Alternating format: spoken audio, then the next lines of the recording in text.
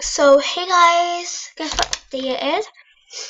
It is the 11th month of the 11th year, but it's at the 11th time. So yeah, even look. Remembrance Day. So I hope you guys are wearing poppies, which I've actually lost mine at school. But there was another Remembrance Day for Sunday, which is called Remembrance Sunday. Yeah.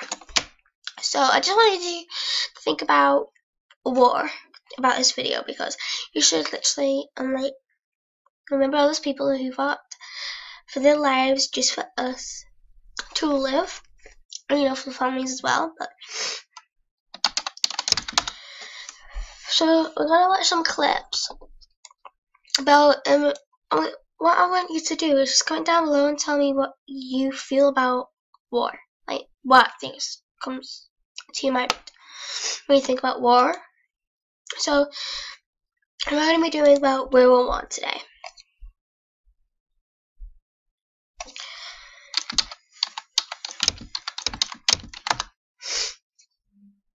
So yeah.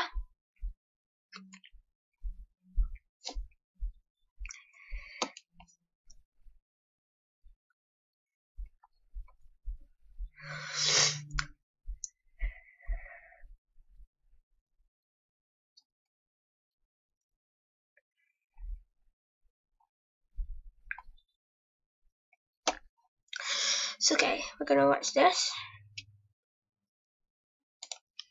So yeah. Please be very quiet when we're watching this, because it's a big deal for the people who had families, for the families who had people in war fighting because they died. And that's not really nice. You would be very sad that happened to you. So I'm gonna be quiet as well. So yeah, hope you guys like it. But yeah.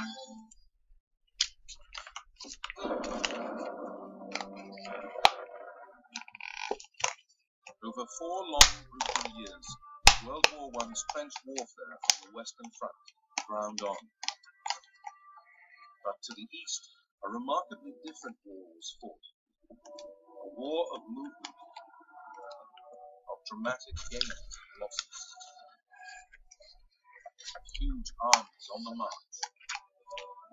Of terrain which required everything, from camels to skis. In this war, one great empire, Austria-Hungary, was destroyed. A second, Russia, was captured by revolution, its royal family murdered. The war on the Eastern Front would reshape the map of Europe forever. Now it can be seen as it really happened, in color.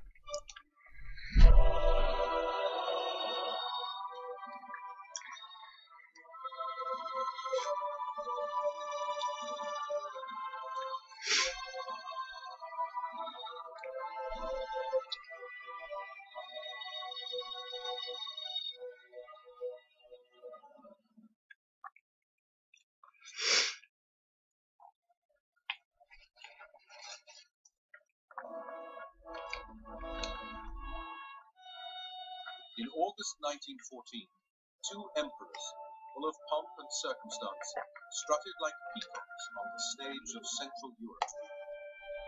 The first was Kaiser Wilhelm of Germany, whose own grand ambitions were matched by the ambitions of his nation's ruling classes.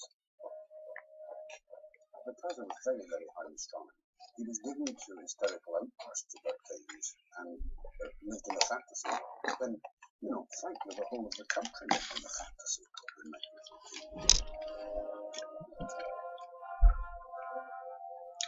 The second emperor was Wilhelm's ally, Emperor Franz Joseph of Austria-Hungary, a deeply reactionary autocrat presiding over a court crumbling from intrigue and division.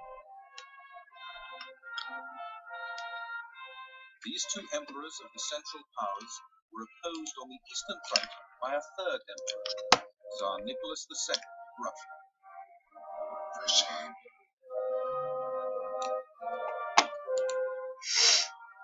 The Tsar was a man who was very, very conscious of his own limitations, and his own limitations were considerable. And he was not somebody like the Kaiser who would get hysterical at all.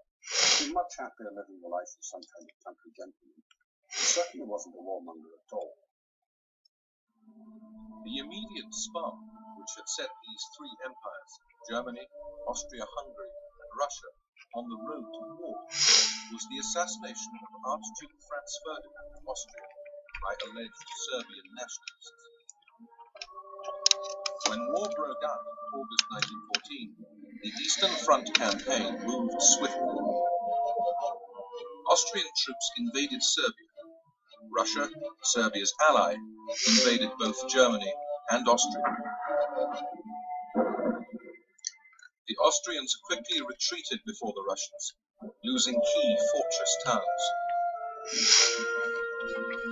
For the ordinary Austrian soldier, it was demoralizing. The march seemed endless, and we became too tired for anything except swearing. Some cursed the cow that produced the calf that bore the hide that formed the leather of which their picks were made. Others swore that if they had only known what was in store for them, wild horses would not have pulled them away from home.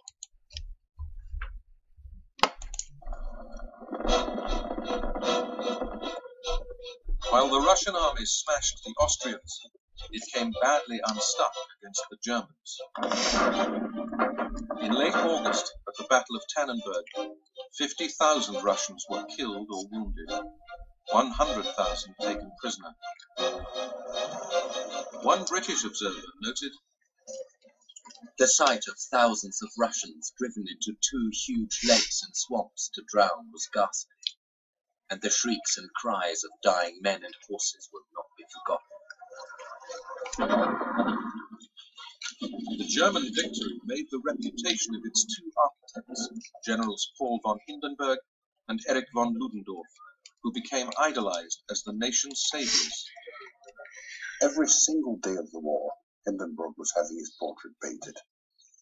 What he was a great avuncular, dignified old boy who stood for certain solid German virtues, and he had them too.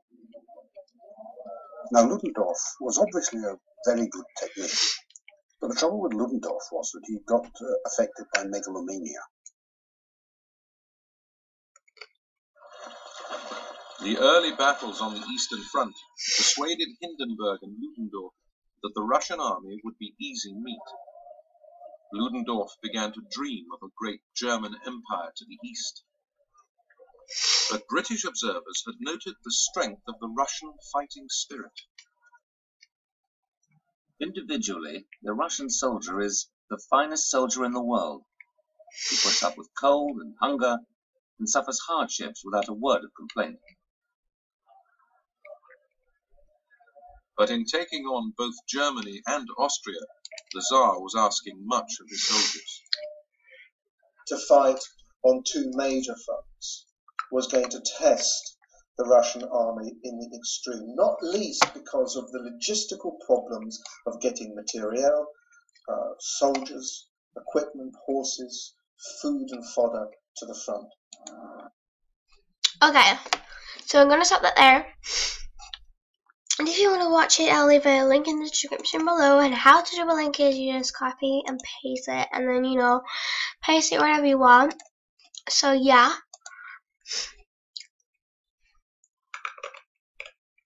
And like I said, on Sunday, please make a sign of respect on Sunday at 11 o'clock and just keep silent. Like, you don't really have to like stand up or anything. You can just sit down. But if there's rules that you have to stand up, then you know you have to stand up. But yeah, thanks for watching, and I'll see you guys soon. Bye. Love you all.